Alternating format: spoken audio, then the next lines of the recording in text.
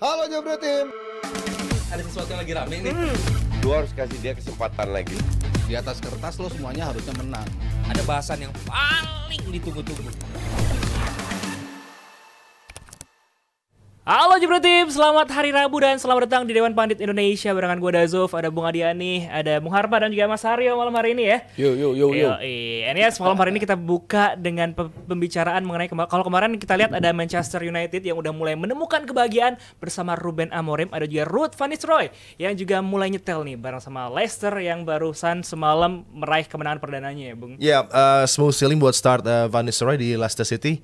Ada semangat baru, ada hegemoni baru juga buat tim Leicester City. Tapi apakah memilih Van Nistelrooy opsi yang tepat setelah Steve Cooper? Mungkin iya. Kalau kita lihat perjalanan Nistelrooy, mungkin juga banyak yang nggak percaya kalau Leicester City bisa langsung mengambil Van Nistelrooy kalau nggak ada 4 pertandingan dia sebagai interim manager dari Manchester United dan memberikan begitu banyak jaminan bahwa kalau memilih dia ada harapan bisa memberikan kejayaan lagi buat Leicester City untuk bisa survive lah seenggaknya di Premiership. Menurut Sabto dengan result tadi malam dan bagaimana startnya untuk para pemain Leicester yang sepertinya menemukan lagi penampilan terbaiknya termasuk Jamie Vardy. Iya, good statement sih dari Van Nistelrooy ya. Walaupun lagi-lagi pelatih interim tuh kadang-kadang kan kita nggak bisa lihat jaminannya ya. Yeah. In long term seperti apa gitu. Cuman in short term dia ngebuktiin itu di Manchester United. Dia ngebuktiin apa yang nggak bisa dibuat oleh Ten Hag dalam artian mencetak gol. Mungkin mereka punya possession, mereka punya segala macam di era Ten Hag, chance-nya pun mereka punya, tapi nggak bisa cara gimana chance itu di-create dan menjadi gol. Sementara dengan Nistelrooy ngebuktiin dia bisa memaksa para pemainnya untuk bisa mencetak gol. Dan ini kembali terjadi di Leicester. First game sebagai pelatih, sebelumnya dia hanya nonton ketika mereka kalah dari Brentford 4-1 dan akhirnya mereka bisa memetik kemenangan lagi dengan skor yang cukup meyakinkan. Dalam press conference-nya dia bilang yang penting adalah 3 poin. Untuk tim yang sedang berjuang di zona degradasi ini penting, tambahan 3 poin. Walaupun dari sisi permainan dia juga ngaku bahwa West Ham punya peluang yang banyak banget gitu. Yeah. Mereka punya shots yang luar biasa banyak, 31 shots kalau nggak salah. Betul. Mereka bikin 10 on target, 10 off target, 11 ke blok. Artinya ada something wrong juga dengan lini pertahanan dari Leicester gitu. Tapi yang penting adalah dia bisa mendapatkan 3 poin. It's a good start. Dari kubu Leicester sendiri melihat apa yang dihadirkan oleh Nistelrooy adalah in-game management. Substitutionnya on point sehingga mereka bisa mendapatkan gol-gol dan juga mempertahankan keunggulan itu. Mungkin good start, tapi kita harus uji dia dalam long term. Yeah. Gue nggak pernah percaya pelatih yang short term gitu ya. Ketika diperpanjang banyak yang terbukti salah pilihannya.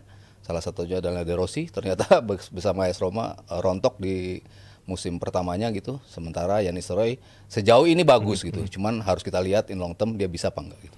Ya, dalam jangka waktu yang pendek sangat meroket nih Harpa bagaimana Nistelrooy bisa mendapatkan job sebagai pelatih Leicester City. Tapi juga banyak yang mungkin lupa bahwa dia pernah ada satu musim penuh di PSV dengan meraih trofi Dutch Cup dan juga juara Johan Cruyff Cup juga kala itu kan. Dan sebelumnya bahkan sangat lama menjadi bagian dari coaching staff timnas Belanda gitu. Yeah. Dan dia stepsnya juga di Young PSV, Yes, kemudian betul. di Under 19, Under 21 squadnya sebelum akhirnya mendapatkan kesempatan walaupun hanya satu musim, tapi itu sudah cukup sepertinya untuk bisa membuat kita berpikir bahwa Nistelrooy punya sesuatu sebagai seorang pelatih. Iya, pertama yang gua agak kaget adalah penunjukan Nistelrooy nih. Kalau nggak salah itu hari Minggu deh atau weekend lalu lah. Yeah. Jadi temen gua ngasih tahu nih Nistelrooy ngelatih Leicester. Hah, lu gimana orang jadi wakilnya Amorim kok gitu? Enggak, ini ternyata tuh kayak baru berapa jam yang lalu gitu. Yeah. Jadi dia udah di Leicester tuh oke lah gitu kan. Jadi kayak bukan plot, ya mungkin plot twist ya. Kita mikirnya dia kan akan turun lagi jadi deputinya Amorim. Ternyata enggak, jadi pelatihnya Leicester. Nah itu yang pertama. Yang kedua, kalau pertandingan semalam sih again ya, ada irisan yang sama dengan Mas Haryo tadi. Pertanyaan pertama itu ya lucky beginner atau honeymoon, whatever name it lah gitu ya istilah-istilahnya. Bukan gue meng-underestimate hasil tersebut, enggak, sama sekali enggak. Cuman kalau kita mau mengukur apakah dia cocok, apakah ini memang impact dari kedatangan dia, bisa iya bisa enggak. Tadi yang Mas Haryo bilang mungkin butuh waktu yang cukup lama untuk bisa menilai seorang pelatih itu memang benar-benar fit in nggak di situ. Nah, soal siapa seorang PSV ini, PSV lagi. Sakin gue denger. Karena yang banyak banget dia kan U17 atau berapa gitu kan. Siapa seorang Nistelrooy ini? Ini kan sama kayak kita ya pelatih. Pelatih itu bukan dinilai saat ini, tapi dinilai di mana dia 20 tahun yang lalu kan. Nah, bahkan kalau tadi Bro Adiani tadi ngelihat dia kiprahnya di sebagai pelatih, itu udah jelas ya. Tapi kita mundur ke belakang dulu deh. Ngelihat ketika dia masih pemain, dilatih siapa dia? Dari situ kan kita bisa kan lihat kira-kira ini orang flavornya seperti apa. Again, itu bukan berarti kita akan bisa memprediksi atau memproyeksikan dia bakal sukses atau enggak. Tapi itu salah satu indikator yang paling mungkin untuk kita lihat. Siapa? Dia pernah dilatih Eric Gerrits. Dia pernah dilatih Sir Alex Ferguson. Dia pernah dilatih Jose Mourinho. Dia pernah dilatih Juan de Ramos, name it lah. Fabio Capello dia pernah merasakan itu saat di Madrid kalau nggak salah. Ya. Nah, jadi dengan semua profil itu, menurut gue dia punya kapasitas, punya peluang, punya potensi untuk menjadi pelatih yang bagus. Again, nggak bisa kita ujuk-ujuk juga. Kita menganggap dia akan sukses. Nah, terkait dengan judul ini kan, temukan kebahagiaan barunya di Leicester. Gue rasa ini bisa can be both ways ya. Kenapa? Karena dalam beberapa kesempatan pelatih kepala itu sebenarnya lebih pusing dibandingkan ketika dia event di MU sekalipun klub besar. Kalau dia namanya asisten itu pasti nggak sepusing pelatih. Itu pernah dikatakan Zidane langsung di presscon di 2016 di Milan. Jadi dia ditanya tuh waktu itu, apa sih bedanya lu sekarang dengan 2014 waktu di Madrid? Madrid kan dia wakilnya si Ancelotti. Nah, dia bilang ya dia pegang pala, gue masih ingat banget gini. Ya sekarang lebih pusing aja gitu. Kira-kira dia ngomong gitu. Nah, jadi kebahagiaan itu mungkin dalam arti sebagai aktualisasi diri. Bagaimanapun juga orang pasti pengen untuk punya panggung. Namanya wakil ya wakil aja gitu kan ya. Ini di bola ya, bukan wakil yang lain. Nah, jadi kebahagiaan itu mungkin dalam arti aktualisasi diri. Kalau lebih pusing, lebih nggak nyaman ya mungkin sebagai pelatih kepala dia nggak nyaman karena semua yang dipikirin dia. Cuman menurut gue dengan semua spek yang dia punya, dengan gradasi di karir dia yang tadi Bro Adia ini udah jelaskan, ini merupakan satu step yang menurut gue sangat oke. Jadi di Belanda di area divisi dia melatih klub yang papan atas. Di Inggris dia sempat merasakan sebagai wakil tim besar era dulu tapi ya. Dan sekarang dia menjadi pelatih kepala di klub yang baru promosi. Tim kecil lah kalau kita bilang walaupun pernah juara ya. Jadi gue melihat patternnya dulu deh. Patternnya itu oke dengan usia yang segini. Jadi ya bukan tidak mungkin lah. Suatu saat lagi pelan-pelan nanti dia akan naik 2 tahun lagi mungkin 3 tahun lagi kalau dia konsisten bisa akan ke klub yang lebih besar dan achieve something.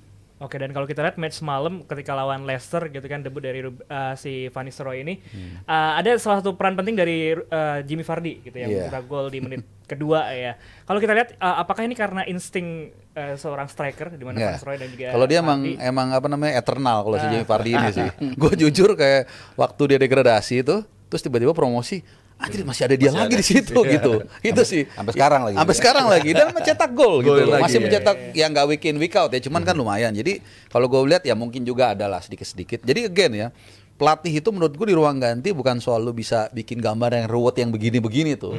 Tapi bagaimana lu datang ruang ganti, ya Jamie Vardy seorang striker yang waktu sebelum dia juara kalau nggak salah tuh 4 musim sebelumnya itu masih divisi Blue Conference atau apa gitu ya. Jadi ini bukan striker dari kalangan Ingrat sebenarnya. Jadi tiba-tiba lu datang masuk ruang ganti lu lihat Nistelrooy, mungkin dengan attitude yang bagus karena Inggrisnya berapa kali diwawancara gue lihat dia oke. Orang pasti respect lah. Semangat itu tumbuh dan bukan tidak mungkin apalagi waduh gila striker zaman dulu gue nonton dia nih golin itu mungkin aja ada. Tapi again, ini biasanya hanya honeymoon.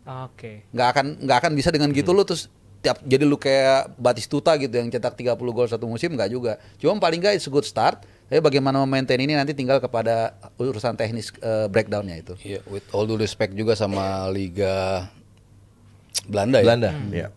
Even Steve McLaren aja pernah juara gitu di situ. Maksud gua it's not that difficult bagi pelatih untuk menjadi cuma juara. Cuma ada 2-3 tim lah ya. Iya, dan itu aja. Kalau lo juaranya bersama tim yang di luar itu ya lo misalnya ada kredit tersendiri lah gitu. Cuman yang lainnya ya kayak otomatis bisa menjadi juara gitu loh.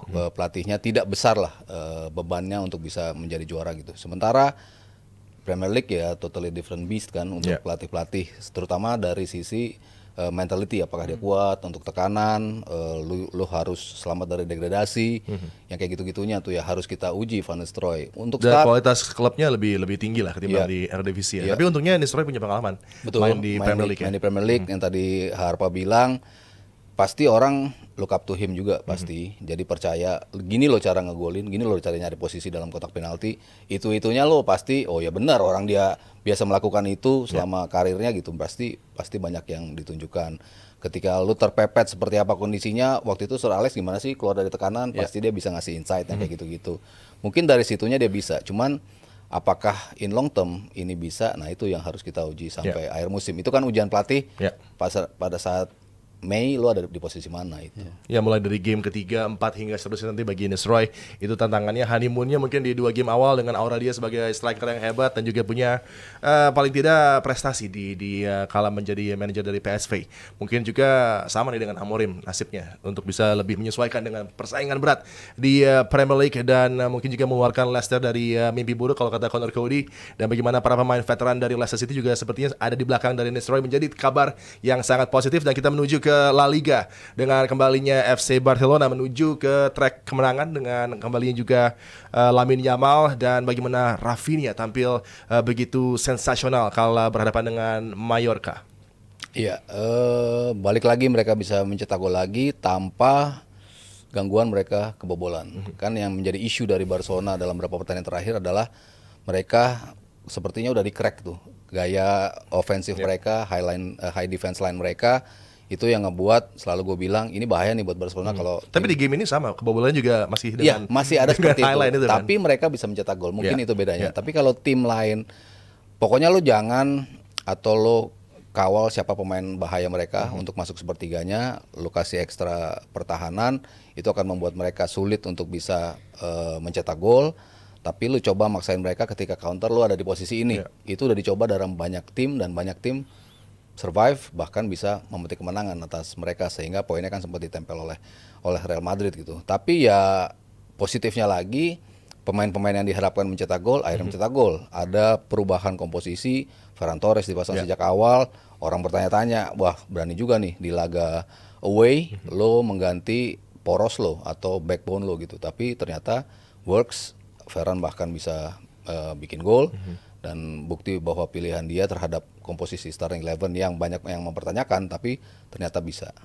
Ya dengan pulihnya juga Lamine Yamal yang kembali tampil gitu kan. Itu memberikan impact yang luar biasa di sepertiga akhir lapangan bagi Barcelona, dan bagaimana ada dimensi yang selalu saja berbeda. Kalau Yamal nggak ada maka Barcelona agak balance-nya untuk bisa tampil baik, menjaga transisi juga agak kurang gitu. Dan dengan Yamal kalau dia menghilang, apakah ini menjadi hal yang sangat signifikan, dan seharusnya kan tim seperti Barcelona punya pemain yang bisa menggantikan peran dari pemain yang sangat muda, Lamine Yamal. Sebenarnya kalau kita bicara secara personal Lamine Yamal ya kita sudah tahu lah, nggak perlu kita jelaskan terlalu detail ya. Cuman apakah dia memberikan kontribusi? Iya. Tapi apakah kalau misalnya dia nggak main tuh si tim itu goyang, menurut gue itu ada sesuatu yang salah. Gitu. Tidak salah 100% sih gini. Namanya kan main tim ya, lu nggak bisa terlalu mengandalkan satu pemain juga. Perkara dia memberikan kontribusi lebih dalam beberapa situasi, oke, gitu. Dan kemarin gue justru lebih menyoroti malah peran dari Frenkie de Jong. Yaitu menurut gue adalah titik balik dari pertandingan. Jujur pas gue kemarin nonton itu dari awal-awal, mulai dari pertengahan babak pertama sampai akhir, turun minum loh kok satu sama nih, gitu. Terus babak kedua masih sendat-sendat mereka kan. Walaupun ada gol penalti dari Rafinha, tapi kemudian ketika Hansi Flick memasukkan Frenkie de Jong itu benar-benar berubah banget, langsung pak langsung 3-1, 4-1 dan 5-1. Jadi kalau gue bilang, gue lebih ngelihat sebagai satu tim ini saling memberikan kontribusi menurut gue. Lamine Yamal seperti yang gue bilang tadi, secara personal gue sangat suka banget, mentalnya juga oke dengan usia mungkin masih 17 tahun kalau nggak salah ya, 16 atau 17 lah gue lupa. Tapi tanpa ada kayak zaman dulu deh, zamannya Messi ya kita tahu lah siapa dia, tapi tanpa ada Busquets, tanpa ada Xavi dan Iniesta, tim itu nggak ada apa-apa, nggak ada artinya. Jadi kekuatan tim ini yang menurut gue lebih penting, bagaimana mereka bisa mengembalikan semangat La Masia yang dulu, semangat yang nggak gampang dipancing sama lawan. Kita masih ingat ketika menghadapi Madrid dulu, karena Mourinho tahu kelemahannya dalam tanda kutip Barcelona, diinjak tuh kakinya Messi sama si Pepe segala macem.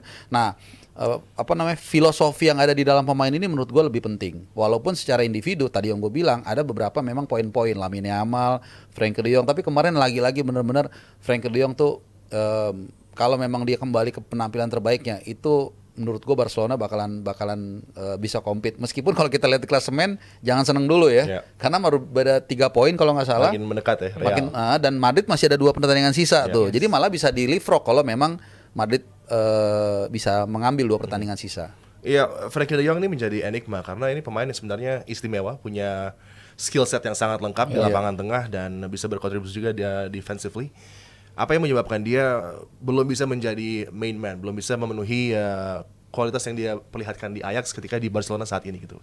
Kenapa Hansi Flick juga masih belum sepenuhnya percaya untuk bisa memberikan keleluasaan bagi De Jong di lapangan tengah FC Barcelona?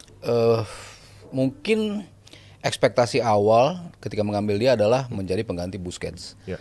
Jelas dia nggak bisa melakukan itu. Beda sekali skill set yang dipunya dia dan juga Busquets. Mungkin untuk bicara progressive pass dan juga urusan ke depan, ya Frenkie de Jong lebih excel dibanding Busquets gitu. Cuman untuk megang balance team itu sulit bagi Frenkie de Jong. Berapa musim lah dia mencoba di posisi 6, dia tidak bisa melakukan itu gitu.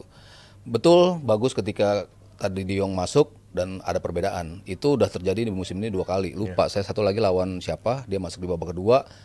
Impact-nya langsung luar biasa, tapi dia nggak pernah bagus ketika main sebagai starter ya. Itu yang menjadi masalah dari De Jong, kenapa dia jarang mendapatkan posisi starter, selalu masuk from the bench dan dari situ dia bisa memberikan impact. Lo butuh pemain yang bisa bertarung di nomor 6, lo ada Casado di situ. Dulu pas ada Busquets mungkin dia bisa lebih jadi nomor 8 lah si De Jong ya, dia bisa lebih explore ke depan, bisa lebih involve dengan para pemain di depan di sepertiga terakhir. Itu yang menjadi kekuatan utama dari De Jong. Dan ketika mereka sudah mencoba untuk melakukan sesuatu untuk bisa menambah serangan, baru mereka mencoba untuk memasukkan De Jong dan itu ternyata works gitu. Cuman ketika lo mencoba mencari kestabilan di tengah lawan mencoba transisi, di tengah lawan mencoba pressing dan gempuran, emang permainan dia kurang efektif tuh. Jadi memang agak sedikit sulit gitu untuk menaruh dia, lo bagusnya di mana ketika lo starting 11 gitu.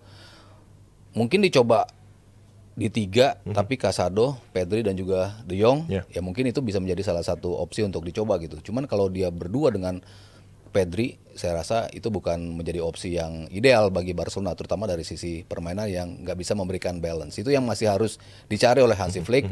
Di mana lo harus menaruh posisi Frenkie de Jong ketika starter, yang jelas bukan di posisi nomor 6. Ya, tugas Hansi Flick masih belum mudah nih untuk bisa mencari solusi terhadap di mana menempatkan dengan baik pemain elit seperti Frenkie de Jong dan juga bisa membantu pemain elit lainnya, Rafinha yang tampil juga sebenarnya selalu memukau, tapi kadang kalau Barcelona dalam kondisi sulit dia tidak bisa step up juga menjadi leader untuk bisa memperbaiki penampilan Barcelona seperti dalam laga-laga beberapa sebelum kemenangan menghadapi Mallorca. Yes, dan ini juga membuat persaingan untuk juara La Liga semakin menarik ya Jebretim ya. Jadi menurut kamu siapa yang akan bisa konsisten dan akan jadi juara dari La Liga di musim ini? Tentunya gue juga mau ingetin buat Jebretim jangan lupa untuk nonton The Juara 2 Padel 2024 di mana nanti akan diselenggarakan di tanggal 15 Desember 2024. Nih bisa kita lihat ada berbagai macam pertandingan yang menarik dengan banyak artis-artis juga, mulai dari atlet juga ada, pengusaha sampai selebriti, ada Dinda Kirana, Yasmin Milkblood,